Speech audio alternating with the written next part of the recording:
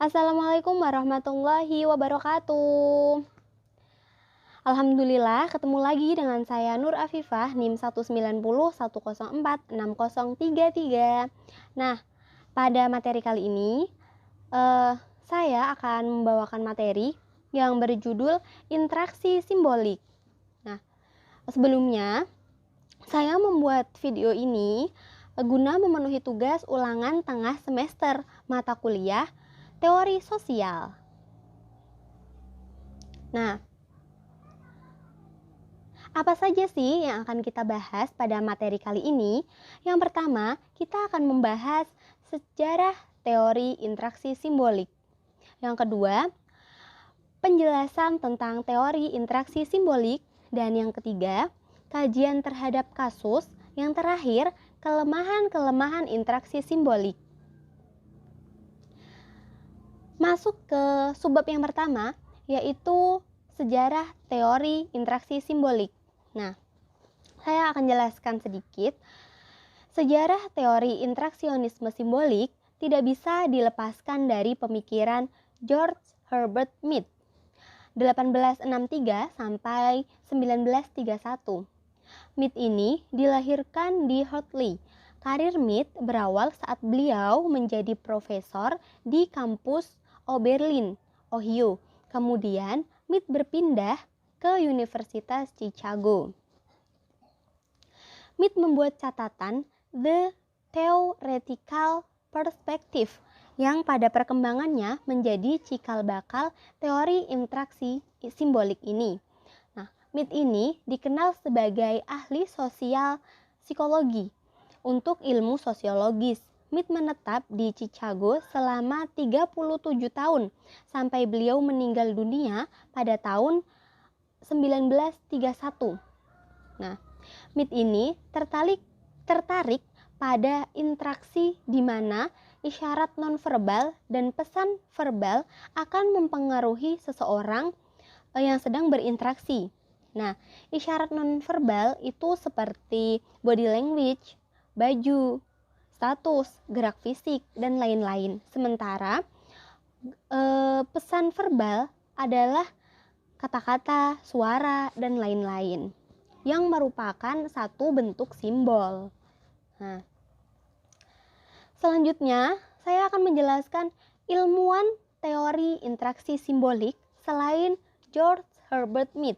Nah, jadi ilmuwan teori interaksi simbolik ini sangat banyak ya, dan saya akan menyebutkannya satu persatu, tetapi tidak saya jelaskan, hanya saya sebutkan karena yang paling terkenal pada saat ini adalah si George Herbert Mead tadi. Nah, saya akan sebutkan. Yang pertama ada John Dewey. Nih, di sini terdapat foto dari John Dewey. Selanjutnya ada Robert Eppach. Selanjutnya ada William James. Selanjutnya ada Charles Cooley. Selanjutnya ada Ernest Burgess, dan selanjutnya yang terakhir yaitu James Mark Baldwin. Demikian adalah ilmuwan teori interaksi simbolik. Selanjutnya, saya akan jelaskan generasi setelah Mead. Nah, generasi setelah Mead ini merupakan awal dari perkembangan interaksi simbolik, di mana pada saat itu pemikiran Mead terpecah menjadi dua mazhab, yaitu yang pertama ada mazhab Chicago dan yang kedua ada mazhab Loa.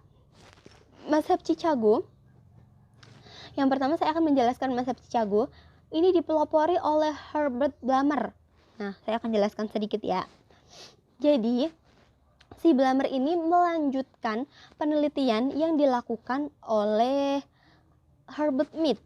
Jadi, bisa dikatakan bahwa penelitiannya si Blammer dengan Mead itu memiliki kesamaan karena si Blammer ini kan melanjutkan penelitian dari si Mead tadi. Nah, Blammer ini melakukan pendekatan kualitatif dalam penelitiannya. Jadi bisa dikatakan si Blammer ini menggunakan riset langsung atau survei langsung ke lapangan, bisa dengan wawancara dan lain-lain. Nah, Blammer meyakini bahwa studi tentang manusia itu tidak bisa disamakan dengan studi benda mati.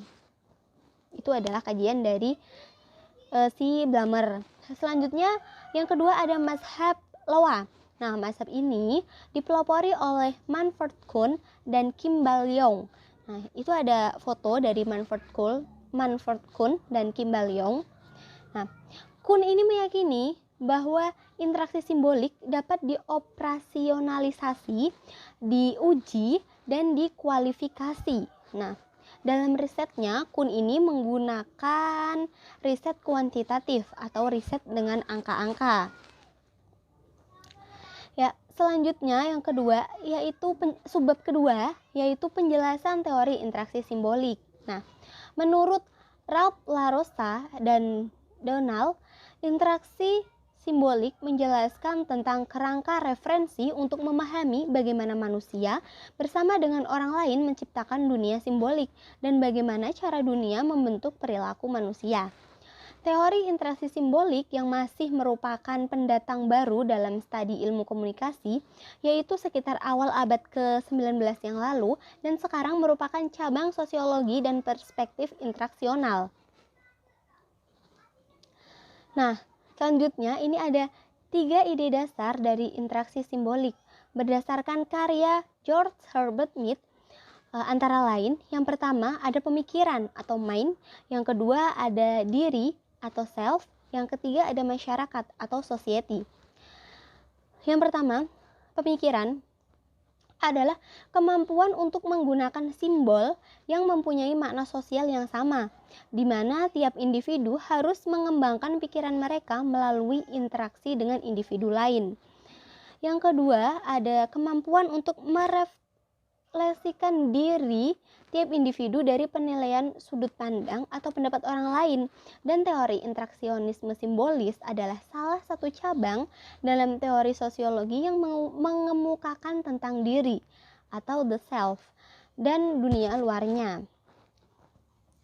Yang ketiga ada masyarakat atau society, adalah jejaring hubungan sosial yang diciptakan, dibangun, dan dikonstruksikan oleh tiap individu di tengah masyarakat.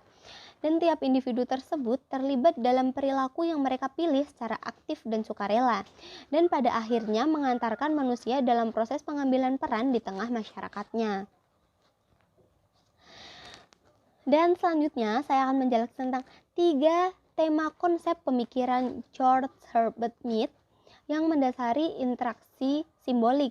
Antara lain, yang pertama ada pentingnya makna bagi perilaku manusia. Yang kedua ada pentingnya konsep mengenai diri. Yang ketiga, hubungan antara individu dengan masyarakat.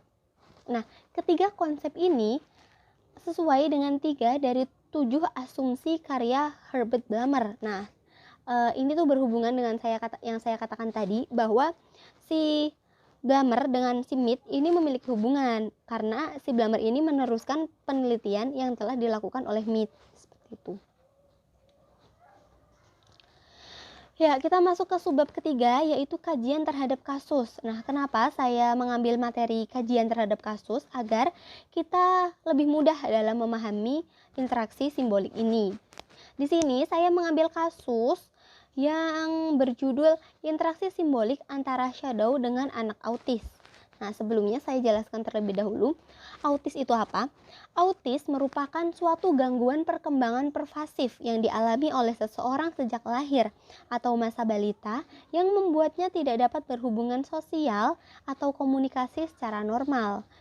Nah, sedangkan shadow atau guru pendamping adalah seseorang yang membantu guru kelas untuk mendampingi anak autis dalam mengikuti proses pembelajaran. Nah,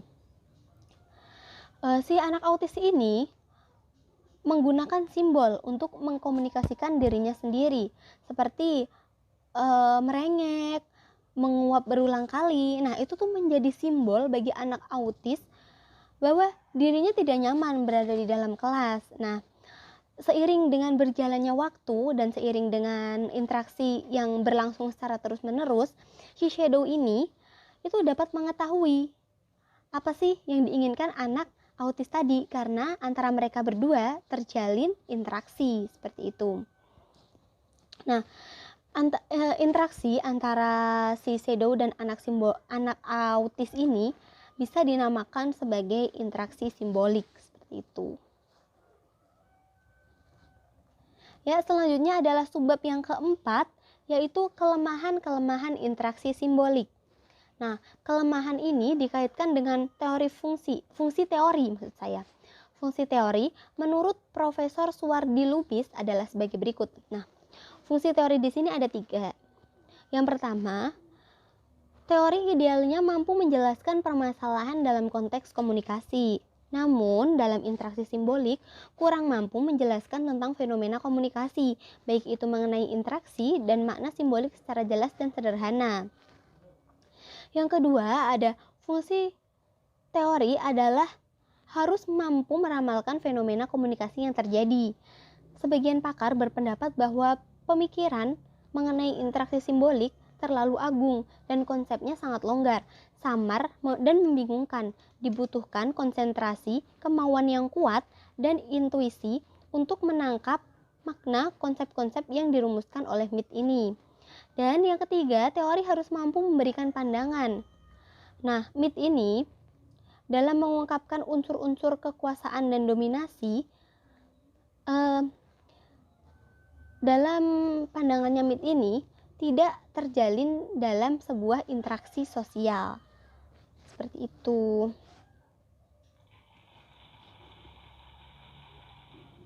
Nah, demikian yang dapat saya sampaikan. Mohon maaf apabila ada kesalahan baik itu dalam perkataan saya maupun dalam materi yang saya sampaikan. Wabillahi taufiq wal hidayah. Wassalamualaikum warahmatullahi wabarakatuh.